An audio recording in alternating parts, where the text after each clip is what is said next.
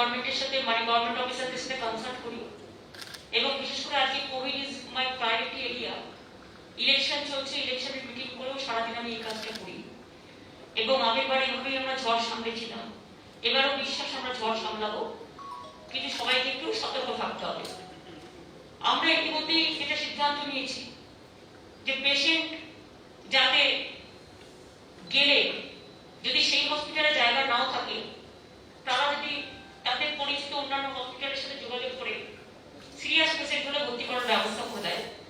সেটা নিয়ে private hospital থেকে শুরু করে সরকারি হসপিটাল থেকে শুরু করে প্রাইভেটেও প্রায় 58 হসপিটাল আছে যাদের সাথে আমাদের যোগাযোগ হয়েছে এবং আমরা যুক্ত করেছি কোভিডে। একটা যে পেশেন্ট যাতে ফিরে না যায়, দ্বিতীয়ত হচ্ছে আমরা এবার যেটা করেছি, অনেকগুলো সেফ হাউস আমরা বিভিন্ন হাসপাতালের সাথে যুক্ত করেছি, বিভিন্ন হাসপাতালের সাথে অনেকগুলো সেফ হাউস যুক্ত করেছি।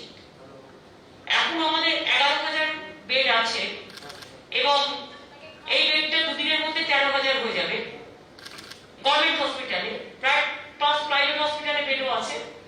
এর মধ্যে আমাদের পেশেন্ট আছে এখনো পর্যন্ত আপনাদের আমি বলি 7,000 সামথিং।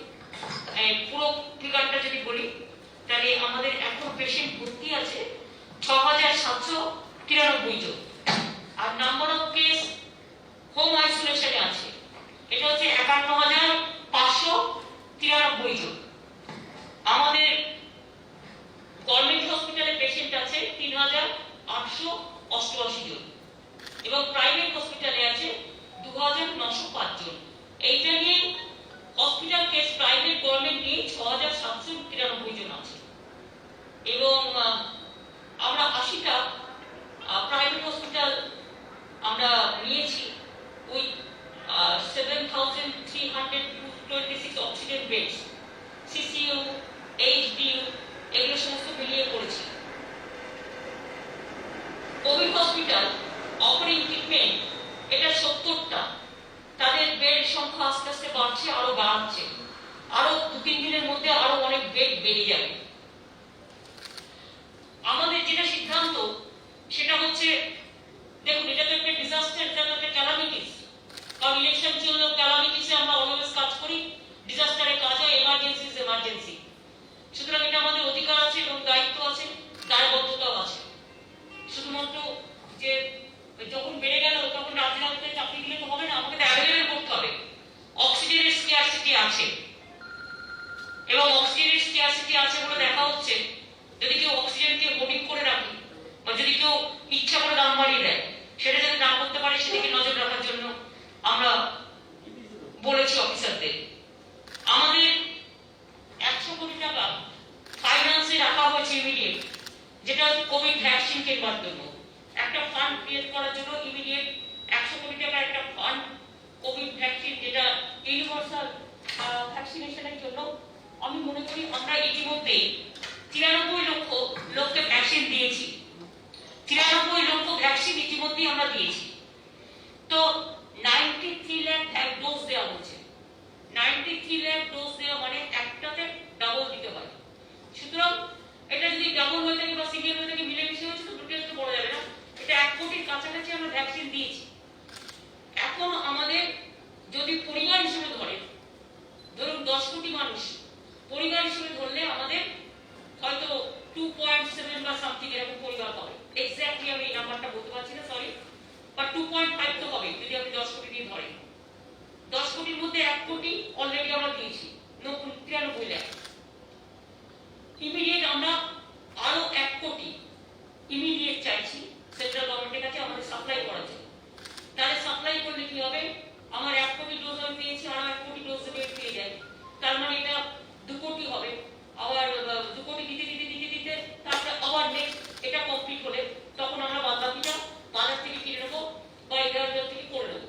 তাহলে কিন্তু অনেকটা ডোজ ইউনিভার্সাল ভ্যাকসিনেশন এটা 5ই মে থেকে শুরু হবে, যেটা 18 বছর বয়স থেকে। এটা 5ই মে থেকে শুরু হবে, তার কারণ 2 তারিখে 2রা মে ইলেকশন আছে এবং এখন সবাই যেহেতু অনেক সেন্টার ইলেকশনের জন্য বুকড আছে বা অনেকে পাচ্ছে না বা অনেক জায়গা বুকড আছে, সেই জন্য আমাদের যেটা ইমিডিয়েট প্রয়োজন ছিল যে আমরা সেফ হাউস 200 এর মতো ইতিমধ্যে করে ফেলেছি। এবং এবারে যেটা একটা ভালো জিনিস হয়েছে, একটা তো স্যাটেলাইট ফোনের মাধ্যমে কাউন্সেলিং হবে, 24 আওয়ার্স, এটা পিজি হসপিটালকে দায়িত্ব দেওয়া হয়েছে 17 জন ডাক্তার মিলে করবে এবং 70 জন ডাক্তার, এবং তারা কাউন্সিলিং করবে এবং তাতে 24 আওয়ার্স যাতে ফোনে অ্যাভেলেবেল হয় অডিও ভিজুয়াল, এগুলো ডিটেলসে পাবলিককে অ্যাডভার্টাইজমেন্ট করে জানিয়ে দেওয়া হবে, তাহলে তারা জানবে কোথেকে, দায়িত্ব জানাতে হবে। এবং স্পেশাল অ্যাপস করা যা করা সেগুলো সমস্ত সরকারি সিদ্ধান্ত করবে, সরকারি অফিসাররা যা করার করবে। এখন যেটা হচ্ছে ইউনিভার্সাল ভ্যাকসিনেশনের জন্য যাচ্ছি, 100 কোটি টাকা দিয়ে ইমিডিয়েট ভ্যাকসিনেশন এর জন্য একটা ফান্ড তৈরি করা হয়েছে। প্লাস আগেও আমাদের অনেক মানুষ, সাধারণ মানুষ হেল্প করেছিলেন, অনেক কোম্পানি হেল্প করেছিলেন, তারা যদি আবার হেল্প করে তারা করতেই পারে, ওটা আলাদা। ওটা হচ্ছে গভর্নমেন্টের রিলিফ ফান্ড, যেটা সেটা একদম আলাদা আছে। ফিউচার অগমেন্টেশন প্ল্যানও আমাদের আছে। আমরা সবাইকে বলবো যে আতঙ্কিত না হয়ে যেটা করতে হবে সেটা হচ্ছে আতঙ্কিত না হয়ে মানবিকতার হাত বাড়াতে হবে, এবং মানবিকতার হাত বাড়াতে হবে। যদি একটা 3টে গ্রেড করছি আমরা, এবিসি, সে কাউন্সিল ধরুন যে এ গ্রেড যা সিরিয়াস তাকে সঙ্গে সঙ্গে হসপিটালে নিয়ে যাও। 2 যা সিরিয়াস নয় মাইল্ড, সে বাড়িতেও থাকতে পারে, সে হাউসেও থাকতে পারে, তাদের আমরা বি গ্রেড করছি। সি গ্রেড যারা তো কোনো মানে বাড়িতে জায়গা নেই বা কোনো অসুবিধা আছে, তারা ভর্তি হতে যায় হসপিটালে। সিরিয়াস পেশেন্ট না নিয়ে অন্যাধিক বেড যেটা প্রয়োজন নেই সেটা দখল করে রাখার কোনো প্রয়োজন নেই। আমরা বলছি যার প্রয়োজন তার জন্য বেডটা রাখা হোক, যার প্রয়োজন নেই তারা সেফ হাউসে থাকুক, বাড়িতে আইসোলেশনে থাকুক, কাউন্সিলিং নিক।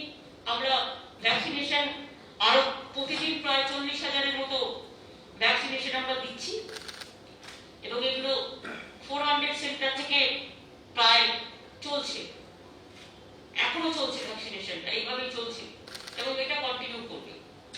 আস্তে আস্তে আস্তে আস্তে সব জেলায় আমরা টোটাল অ্যাক্সেস পেয়ে গেলে জেলাগুলোকেও টোটাল কোঅর্ডিনেট করে কাজটা করা হবে। এই সিদ্ধান্তগুলো নেওয়া হয়েছে কোভিডের জন্য, এবং বারবার আমি বলবো যে ভয় পাবেন না, আতঙ্কিত হবেন না। আর যারা কোভিড পেশেন্ট, যারা হোম আইসোলেশনে আছেন বা সেফ হাউসে আছেন, পারমিশন নিয়ে নিশ্চয়ই আপনারা ভোটটা নিজেদের দেবেন।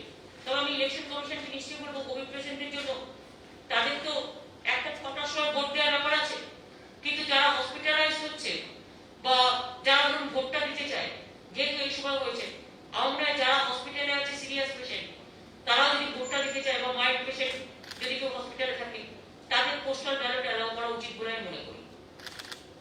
সেটা ঠিক মতো কি কায়দা করে করবে না করবে এটা ইলেকশন কমিশন জানে, বাট আমরা একটা রিকোয়েস্ট করবো, কারণ এখন দেখেছি আমি 80 ওপর যাদের বয়স তাদের বাড়ি থেকে পোস্টাল ব্যালট কালেকশন করা হচ্ছে, সুতরাং যারা চাইছে।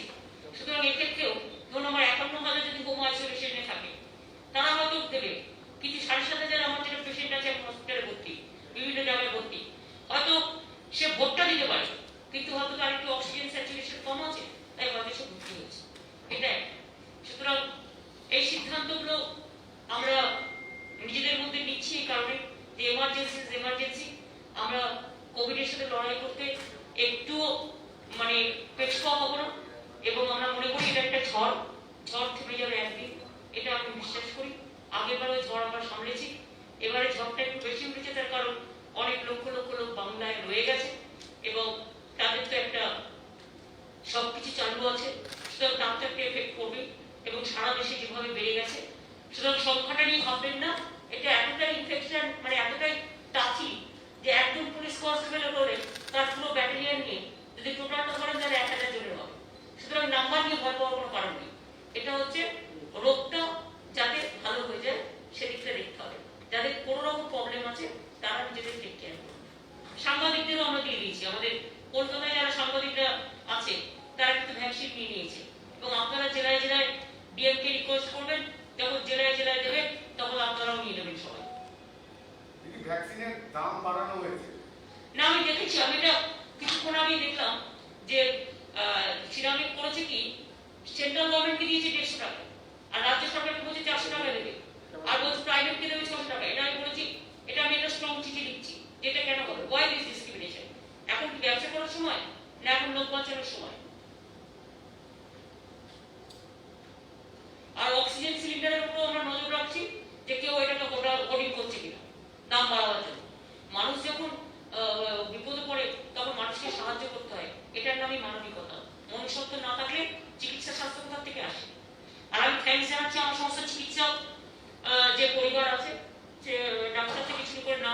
করে সিস্টার থেকে শুরু করে আমাদের সমস্ত বিভিন্ন প্যাথোলজিস্ট থেকে শুরু করে আমাদের যত ব্লাড ডিপার্টমেন্ট থেকে শুরু করে অল ডিপার্টমেন্ট সকলকে টেকনিক্যাল স্টাফ থেকে শুরু করে তারাও কন্টিনিউয়াস কাজ করছে।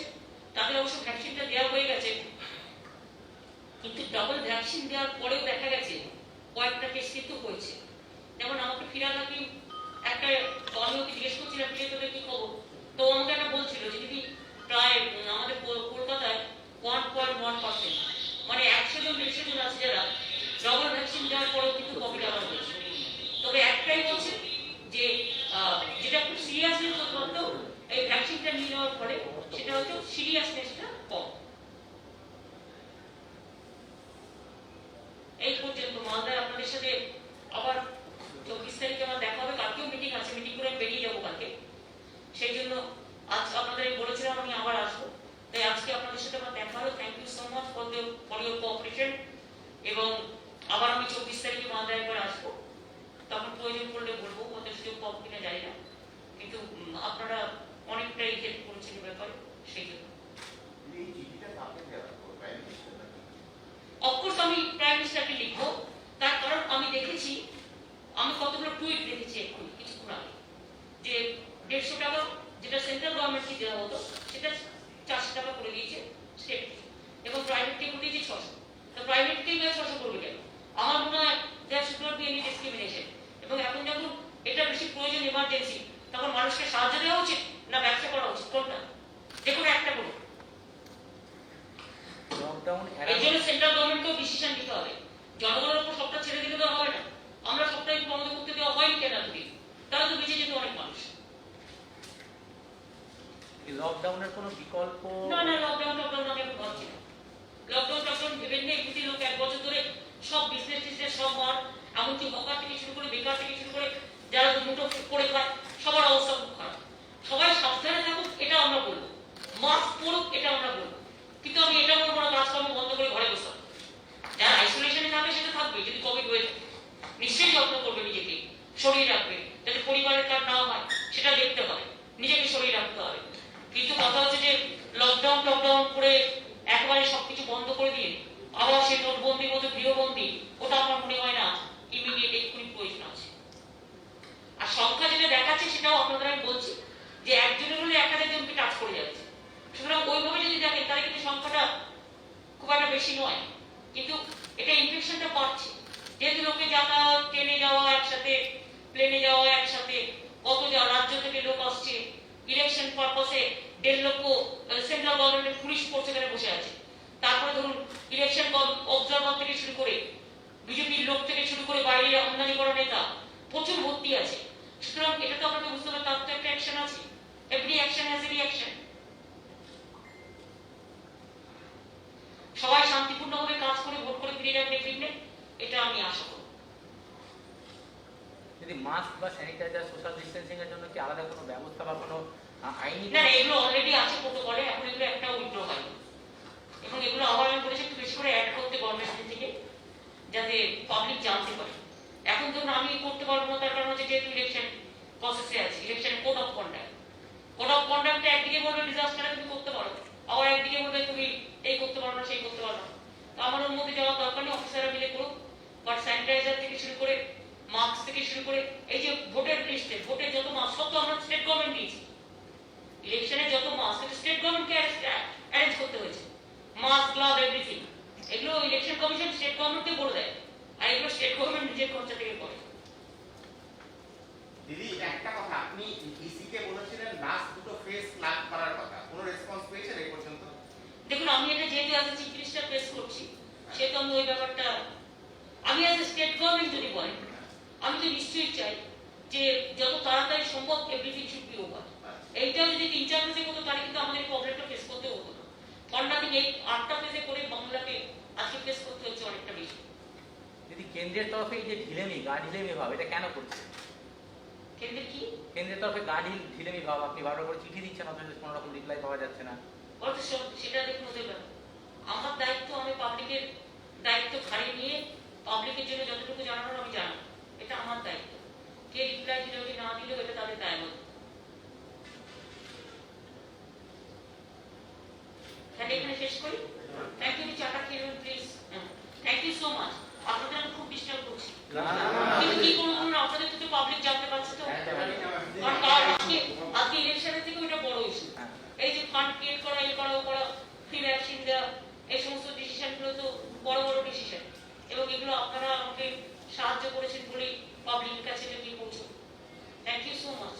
মালদায় রিপোর্টারও পেয়েছে দিদি। মালদা রিপোর্টারও পেয়েছে, মালদা রিপোর্টারও খুব ভালো, সব রিপোর্টাররাই ভালো, রিপোর্টাররা আমার বন্ধু। মালিকরা কে কখন কাকে সাপোর্ট করবে রাখবে, that is up to their policy decision, but এমনি মানুষ হিসেবে প্রত্যেকটা রিপোর্টারের সাথে আমার ভালো রিলেশন।